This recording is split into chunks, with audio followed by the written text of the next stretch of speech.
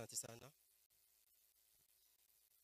Bien, vous m'autoriserez à parler en français. Je pense que la plupart d'entre nous comprennent la langue. Et s'il le faut, peut-être qu'il faudra un interprète. Honorable député, Monsieur le gouverneur de la province du Sud Kivu, Monsieur le gouverneur honoraire, Monsieur le vice-gouverneur, Monsieur les membres de l'exécutif provincial, Messieurs les membres de l'Assemblée provinciale, distingués invités, chers frères, chères sœurs, en vos titres et qualités. Ce jour, c'est un jour de tristesse, en effet, parce que nous sommes venus conduire à sa dernière demeure un de nos frères, un oncle, un grand-père, un cousin, pour certains. Mais si nous sommes venus aussi nombreux aujourd'hui, c'est parce que c'était un homme spécial. C'est un homme qui a marqué son temps par son passage sur cette terre des hommes.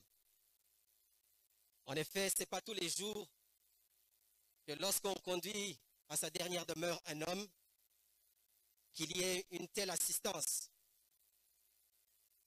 qu'il y ait une telle présence. C'est pour dire la dimension de l'homme. Le chef Sebassonera était un grand homme. C'était un leader local, c'était un leader de la communauté. Et c'est un homme dont la mémoire marquera encore l'histoire des hauts plateaux de Minembwe, Itombwe, mais aussi l'histoire de la communauté dont il est issu, la communauté Banyamulenge. Et je dirais même la province du Sud Kivu, parce qu'on oublie souvent de dire que c'était un commis de l'État.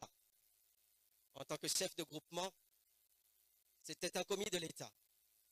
Car cette fonction, il l'a acquise par une nomination au plus haut niveau de l'État, de la part du ministre de l'Intérieur. C'est pour dire que c'est un commis de l'État, c'est une dimension qu'il ne faut pas oublier. Je disais donc que la présence de tous et de chacun, ceux qui sont venus de Kinshasa, l'honorable député qui a fait le déplacement, parce que c'est effectivement le groupement est dans le territoire dont il est élu, le territoire d'Ouvira. Il a tenu donc à être présent. D'autres, comme moi, membres du gouvernement national, avons fait également le déplacement pour honorer sa mémoire, accompagné d'une délégation venue de Kinshasa. Ils sont là. Je vous demanderai de vous lever avec tout le respect.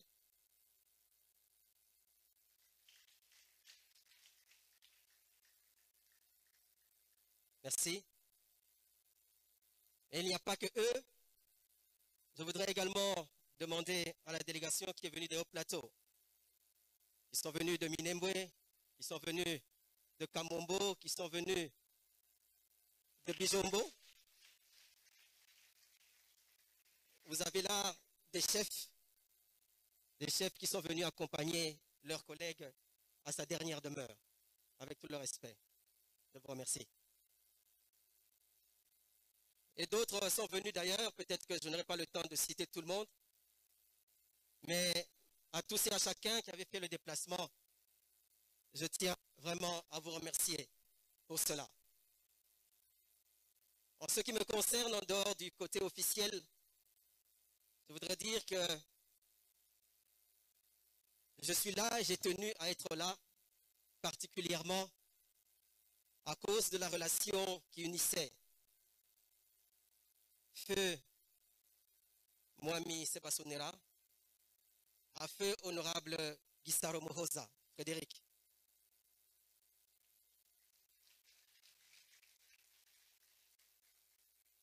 Ces deux illustres personnages issus de la communauté, mais qui aujourd'hui ont pris une dimension nationale, ont collaboré tout au long de leur vie. Ils ont collaboré ensemble, l'un au niveau local, l'autre au niveau national. Et ils ont réalisé de grandes choses ensemble. Je suppose que parmi les témoignages, d'autres en parleront. Je vais leur laisser ce soin-là. Mais je suis venu ici au nom de la famille Gisaro pour dire que nous n'oublions pas cet homme qui a accompagné notre père dans sa lutte pour l'émancipation de notre communauté, l'émancipation politique de notre communauté. Et au nom de cette famille, je voudrais vous dire à la famille de l'illustre disparu qui sont là, la famille Sebasonera, mais au-delà de ça, à la grande famille Basinzira, que vous n'êtes pas seuls. Que nous sommes venus ici pour vous exprimer notre solidarité, notre accompagnement et être avec vous jusqu'au dernier adieu. Donc une fois de plus, toutes nos condoléances. Je voudrais parler en quelques 2-3 mots de cet homme que certes je n'ai pas connu, je ne l'ai pas fréquenté, mais nous avons entendu parler de lui. Et nous avons retenu 3 éléments clés, 3 grandes qualités de sa personne. La première de ces qualités, c'est que c'était un homme de conviction, que moi j'appellerais un résistant, un symbole de la résistance, un symbole de la résilience. J'en veux pour preuve, c'est que l'histoire de notre pays a été jalonnée effectivement de beaucoup d'épreuves, d'événements douloureux. Et dans les années 60, nous avons connu la rébellion mouléliste dans notre pays, particulièrement dans notre province du Sud Kivu, qui est une province qui a payé un lourd tribut dans ces différentes guerres que notre pays a connues. Et à cette époque, à suite de cette guerre, une bonne partie de la population qui vivait dans le haut plateau s'était réfugiée dans la plaine.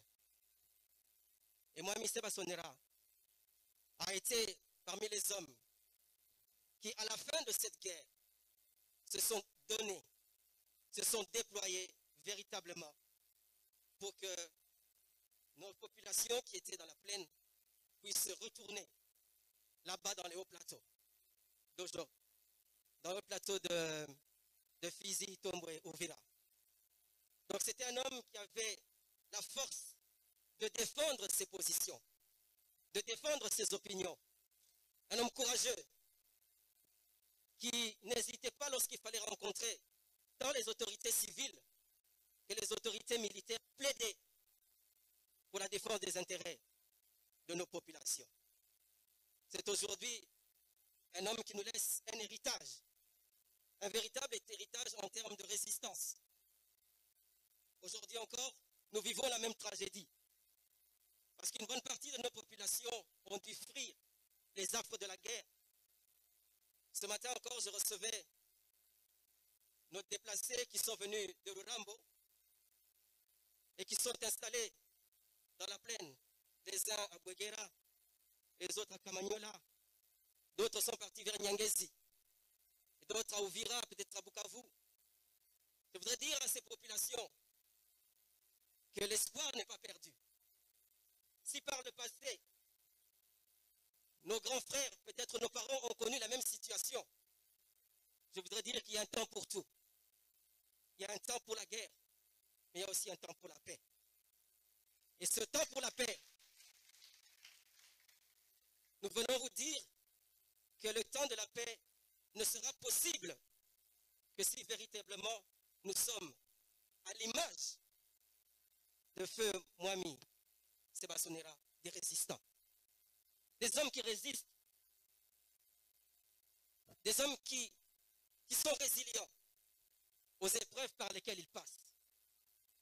Si vous êtes tenté de quitter le pays, d'aller vous installer comme d'autres, en Ouganda, au Kenya ou peut-être ailleurs, on peut vous comprendre certes, mais à qui vous laissez cette terre?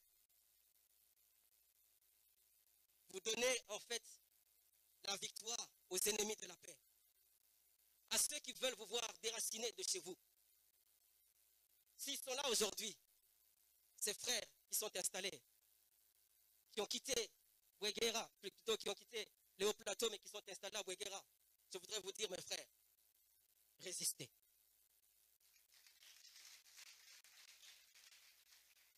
Résistez parce que le temps vient. Le temps de la paix arrive. Parce que jamais la nuit dure éternellement. Un jour, le soleil finit par apparaître et le soleil apparaîtra pour vous.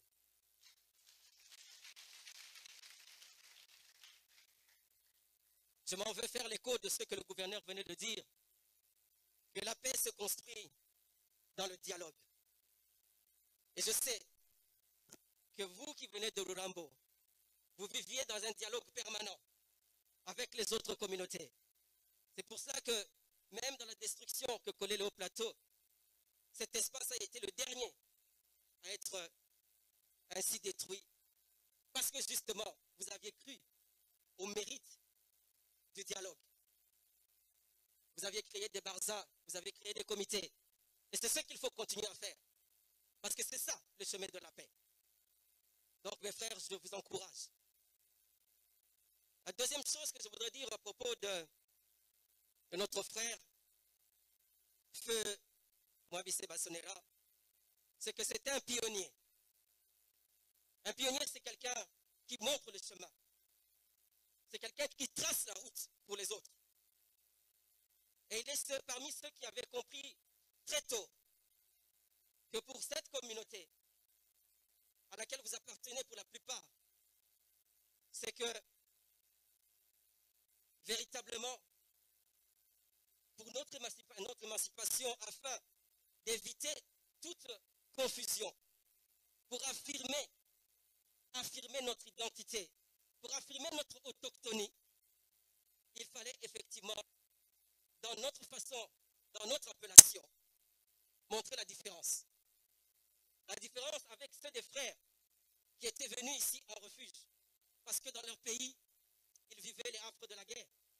Ils sont venus en refuge ici, mais il ne fallait pas que la confusion persiste. C'est pourquoi Feu Sebasonera, ainsi que d'autres, sous le leadership politique de l'époque de notre communauté, ils ont pensé affirmer notre identité, affirmer notre autochtonie. Et ça, c'est un fait marquant et c'est un tournant pour notre histoire. Mes frères, tuzohora twitwa abanyamurenge.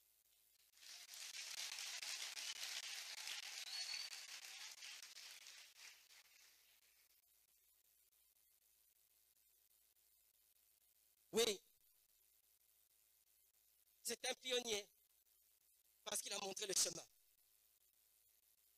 Et ça doit être une source d'inspiration pour nous, la génération actuelle, pour nos jeunes et pour les générations futures. La troisième chose que je voudrais insister sur cet homme, au-delà de son sens de la résistance, de son sens de pionnier, c'est le sens du sacrifice. Le sens du sacrifice dont il a fait preuve. Le gouverneur venait de le dire. Je voudrais rappeler que le droit le plus fondamental de tout homme, c'est le droit à la vie. C'est le droit à l'existence. Oui, nous avons le droit d'avoir à manger. Nous avons le droit d'être scolarisés. Nous avons le droit, que sais-je, un certain nombre de droits élémentaires. Mais le droit le plus fondamental, c'est le droit à la vie.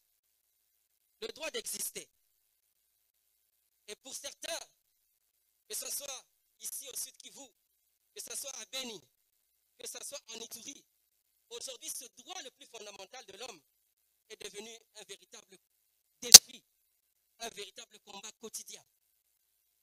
Et cela demande quelquefois, pour certains de nos membres, de se sacrifier jusqu'au sacrifice suprême, de donner sa vie pour les autres, afin que peut-être que les autres aient un avenir meilleur que le vôtre.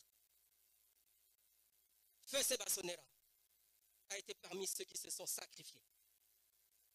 Il s'est sacrifié pour que nous, comme nous sommes là, nous puissions vivre aujourd'hui.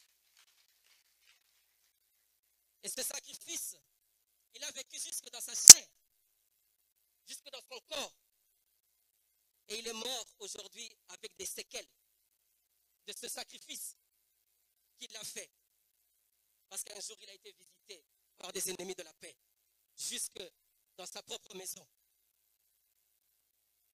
Mais cela ne l'a pas empêché. C'est pour nous un exemple de sacrifice d'un homme qui a refusé de quitter sa terre, qui a refusé d'accepter la logique de la violence. Lui, c'était un résistant pacifique, n'est-ce pas? Et je voudrais dire, et je vais le dire encore, n'acceptez pas de quitter cette terre. Sinon, son sacrifice n'aura pas de sens. Et notre présence ici n'en aura pas non plus. Imurenge. Azawora Hari Gakundo Diash.